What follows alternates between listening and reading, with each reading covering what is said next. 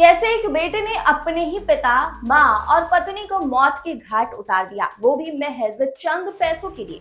ये कहानी किसी फिल्म की नहीं बल्कि मेरठ की हकीकत है, जहां एक लालची बेटे विशाल सिंघल ने बीमा की रकम पाने के लिए अपने पूरे परिवार को खत्म कर दिया। और अब पुलिस की जांच में सामने आया है कि तीनों मौतों के पीछे एक और नाम बार बार सामने आया, और वो है आनंद हॉस्पिटल मेरठ। तीनों बार परिवार के सदस्य वहीं भर्ती हुए और ये तीनों बार मौत ने वहीं दम तोड़ दिया। क्या ये सिर्फ इत्तेफाक था या फिर कोई गहरी साजिश? जरा कल्पना कीजिए एक ऐसे इंसान की जो अपनों की जान लेकर भी अमीर बनने का सपना देखता हो। वो इंसान है विशाल सिंघल, मेरठ जिले के गंगानगर का रहने वाला। उसने अपनी माँ, पिता और पहली पत्नी तीनों की हत्या कर उन्हें हादसों का रूप दिया ताकि बीमा कंपनियों से करोड़ों रुपए का क्लेम हासिल कर सके। पुलिस जांच में पता चला कि 2017 से 2024 के बीच विशाल ने 60 से ज्यादा बीमा पॉलिसियां ले रखी थी, जिनकी कुल वैल्यू करीब 50 करोड़ रुपए थी।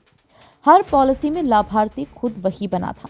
लालच की इस अंधी दौड़ में उसने अपने ही खून के रिश्तों को कुर्बान कर दिया। पहली मौत साल 2017 में हुई, मां प्रभा देवी की।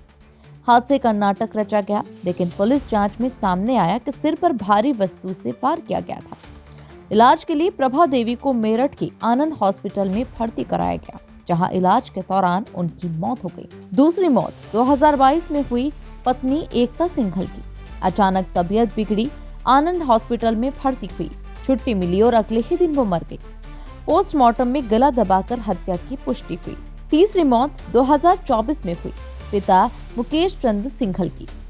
मामूली चोट के बाद विशाल ने पिता को हापुड़ के नवजीवन अस्पताल में शिफ्ट कराकर मेरठ के आनंद हॉस्पिटल लाया और कुछ ही घंटों के बाद मुकेश की भी मौत हो गई। तीनों मौतें और हर बार वही अस्पताल। पुलिस अब ये जांच कर रही है कि क्या ये सिर्फ एक संयोग है या फिर इस अस्पताल की भूमिका कुछ संदिग्ध है। फिलहाल अस्पताल प्रशासन ने सभी आरोपों से इनकार कर दिया है और कहा है कि उन्होंने केवल चिकित्सकीय प्रक्रिया के अनुसार ही इलाज किया। लेकिन बीमा कंपनी की जांच में बड़ा फर्जीवाड़ा पकड़ा गया। पिता की पोस्टमार्टम रिपोर्ट में गंभीर सिर की चोट दर्ज थी, जबकि 24 घंटे पहले ही फोटो में सिर पर कोई निशान नहीं था। पुलिस अब पोस्टमार्टम रिपोर्ट और अस्पताल रिकॉर्ड्स की दोबारा जाँच कर रही है। पूरे मामले का खुलासा तब हुआ जब विशाल की पत्नी श्रेया ने साहस दिखाया। उसने देखा कि विशाल फिर से उसे बीमा पॉलिसी पर साइन करने को मजबूर कर रहा है। डरते हुए उसने संभल पुलिस को सूचना दी और 29 सितंबर 2024 को पुलिस ने विशाल को उसके साथी सतीश कुमार के साथ गिरफ्तार कर लिया।